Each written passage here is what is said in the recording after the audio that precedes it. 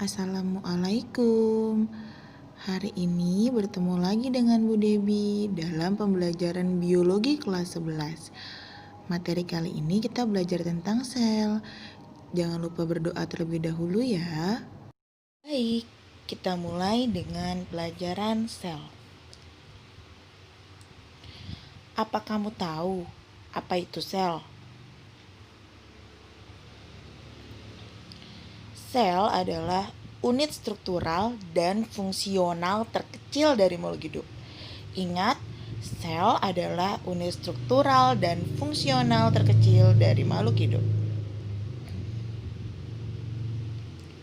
Teori-teori tentang sel.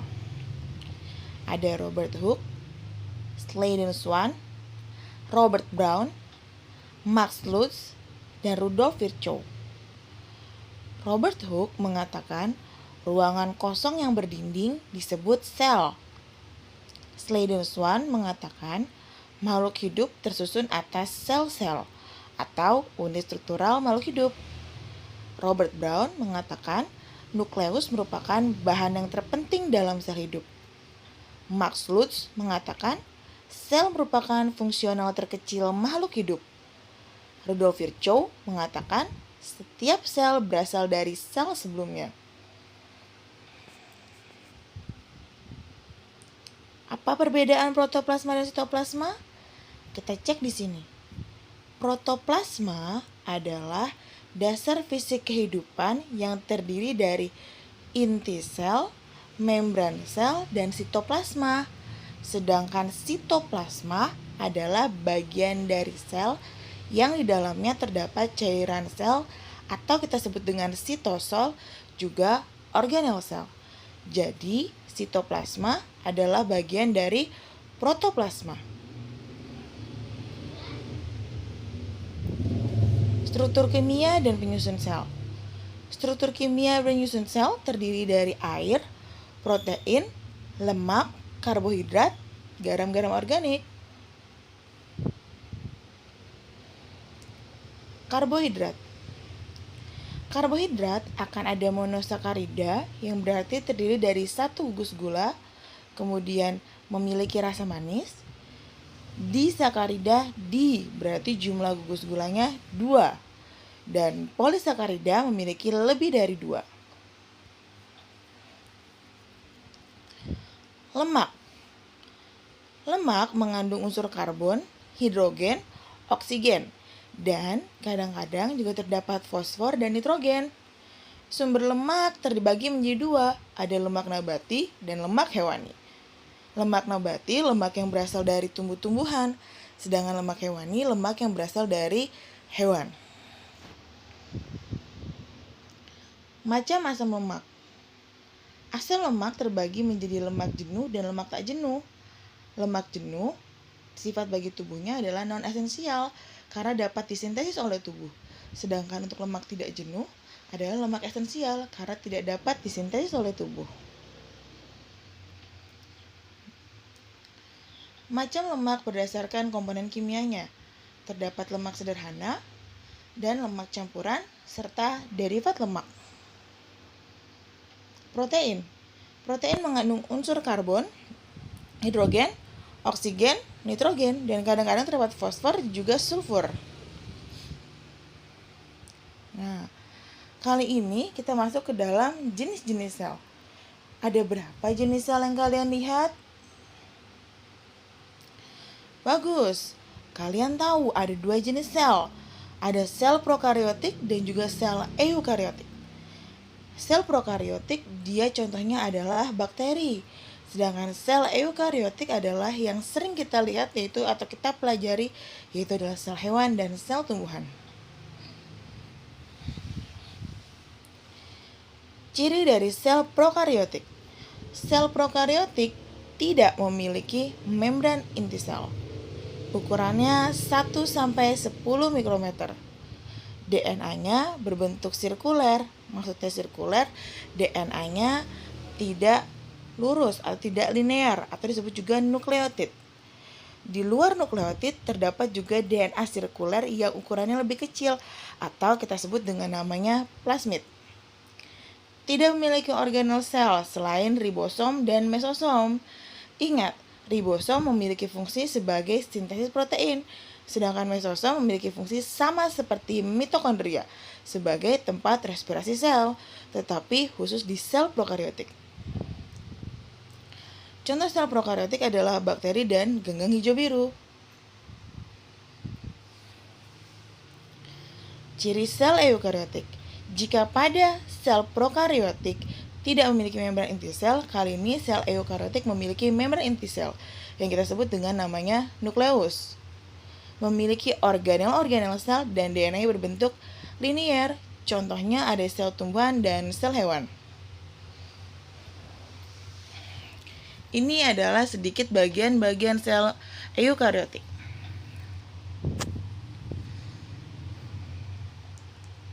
Membran sel. Membran sel merupakan lapisan yang melingkupi permukaan luar sel. Ditemukan di semua makhluk hidup, baik tumbuhan ataupun hewan. Strukturnya berlapis ganda yang terdiri dari fosfolipid dan protein. Juga bersifat selektif permeable. Artinya, membran ini dapat memilah-milih sel apa saja atau zat apa saja yang bisa masuk ataupun keluar dari sel tersebut.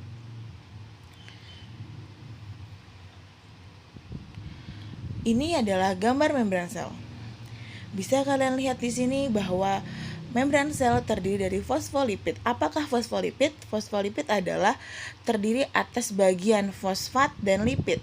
Fosfat terdapat di bagian atas, sedangkan lipid terletak pada bagian bawah. Oleh sebab itu, fosfat kita kenal dengan nama atau sebutan hidrofilik karena fosfat tidak takut air atau kita sebut suka air. Sedangkan bagian lipid kita sebut dengan bagian hidrofobik atau takut air. Kemudian bagian yang besar-besar ini kita kenal dengan nama protein. Protein yang besar kita kenal dengan nama protein integral. Sedangkan protein yang di pinggir yang kecil-kecil kita kenal dengan nama protein perifer. Setiap ada cabang-cabang seperti ini, kalian akan ingat bahwa cabang-cabang ini merupakan glikogen. Jadi, jika glikogen atau karbohidrat ini menempel pada bagian protein, maka kita sebut dengan nama glikoprotein. Yang mana glikoprotein? Yang bagian ini. Lalu, yang mana yang glikolipid? Glikolipid adalah glikogen yang menempel pada lipid.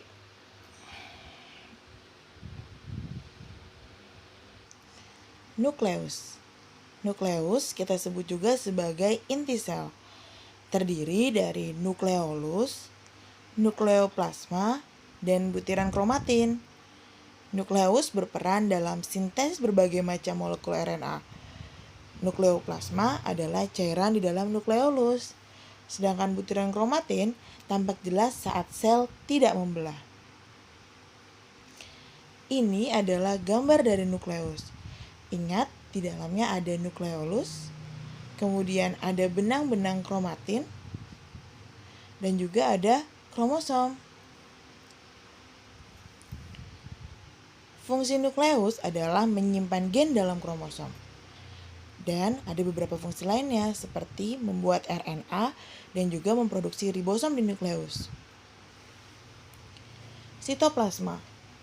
Sitoplasma berisi cairan sitosol dan organel-organel sebagai tempat terjadinya proses metabolisme berlangsung, tidak termasuk dinding sel, membran sel, dan nukleus. Berikut adalah gambar sitoplasma. Yang berwarna biru adalah gambar sitosol, sedangkan yang berwarna putih di sini juga sitosol, sedangkan yang kecil-kecil ini adalah organel sel. Organel sel. Yang pertama, retikulum endoplasma atau kita sebut juga RE. Terdapat dua jenis RE. Ada RE kasar yang berfungsi sebagai tempat sintesis dan transport protein. Selain itu juga tempat melekati ribosom. Serta ada RE halus atau RE licin, di mana berfungsi sebagai sintesis bahan lain dan modifikasi kimia ber-BM rendah. Kemudian ribosom. Letaknya menempel di RE atau bebas sitosol. Fungsinya sintesis protein dan RNA. Badan Golgi. Bentuknya mirip seperti retikulum endoplasma, tetapi mereka berbeda. Badan Golgi memiliki fungsi untuk memodifikasi protein yang dibuat sel. Protein disintesis di RE, kemudian dipindah ke badan Golgi, ditambahkan karbohidrat, dan protein yang dimodifikasi dikeluarkan dalam bentuk vesikel. Pada tumbuhan, badan Golgi juga disebut diktiosom. Lisosom. Organel ini merupakan organel yang mengandung enzim pencerna. Fungsinya untuk memecah molekul besar menjadi molekul kecil, juga menghancurkan organel sel yang sudah tua. Lisosom mengandung enzim N-hidrolitik yang dikelilingi membran tunggal yang digunakan untuk mencerna makromolekul. Siapa yang paham proses ini? Proses ini adalah proses yang terjadi pencernaan intrasel di dalam lisosom. Peroksisom. Peroksisom berisi enzim oksidatif dan enzim katalase. Enzim oksidatif berperan mentransfer hidrogen dari berbagai substrat ke oksigen, serta menghasilkan produk sampingan berupa H2O2 yang berbahaya bagi tubuh. H2O2 ini kemudian dinetralisir oleh enzim katalase dengan cara diubah menjadi oksigen dan air. Berikut adalah penampakan dari peroksisom. Mitokondria. Kalian tentu tidak asing lagi dengan mitokondria. Organel ini adalah organel yang akan kalian sering temui di dalam soal. Organel mitokondria dikenal sebagai organel penghasil energi dan sebagai penghasil ATP. Vakuola. Vakuola dimiliki oleh tumbuhan yang berukuran besar, sedangkan di hewan memiliki vakuola dalam ukuran yang kecil. Fungsinya sebagai penyimpan makanan, air, zat metabolik, ataupun racun. Berikut adalah gambar dari vakuola.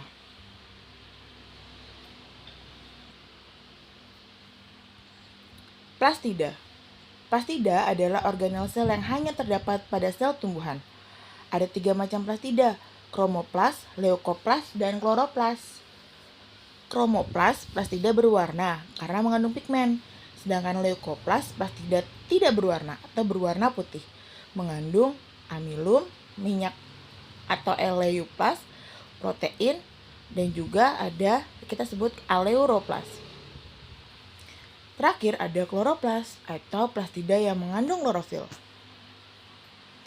Kloroplas ini berperan untuk fotosintesis. Di dalamnya terdiri dari tilakoid dan grana. Setelah itu juga ada stroma. Berikut adalah penampakan tilakoid dan grana.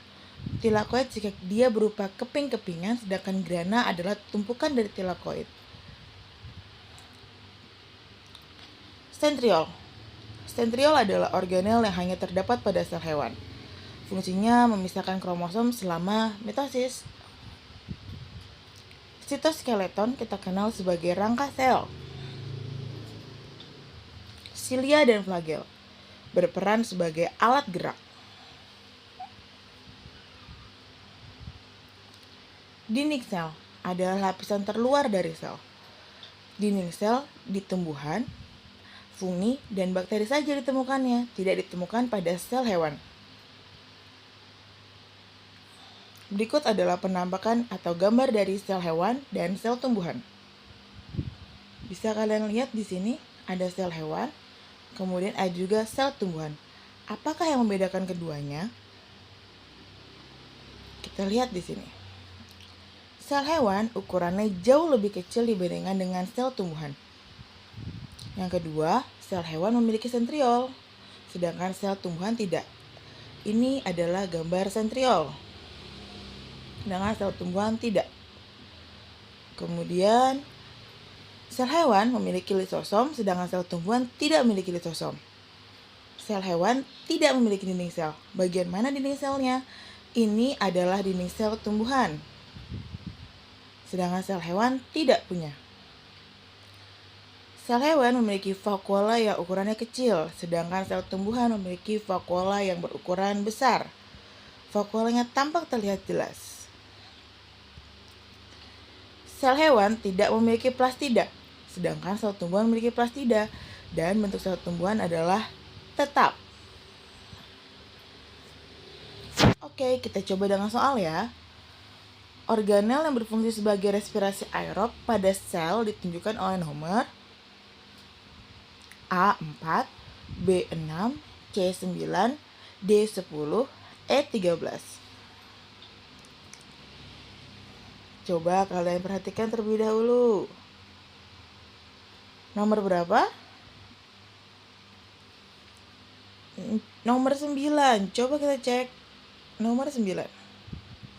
Yeay, jawabannya benar. Jadi jawaban mitokondria ada di nomor 9.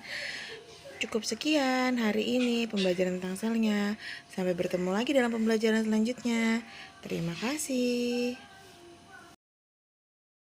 Jangan lupa subscribe ya, like dan komen. Semoga bermanfaat. Sampai ketemu lagi di materi selanjutnya.